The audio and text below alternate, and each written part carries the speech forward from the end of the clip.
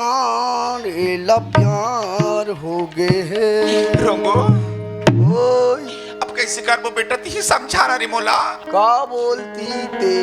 अब तोर दादा ही अब ये बात ला सुनी त मोर का होई। हमर मन के पुजवन दी हो आई ता हे भगवान एतिया हाले बता एक काम करथन कैसे कि मैं खुशबू बदनामी नहीं आए हाँ न मोर बदनामी नहीं आए हाँ न गांव में बदनाम नहीं हो। हाँ तो मोर के स्पेशल आइडिया है कैसे आइडिया मानवेता हाले बताना रंगो एक काम करथन कैसे खुशबू के पेट की लइका ला हेर की हाँ तोर पेट में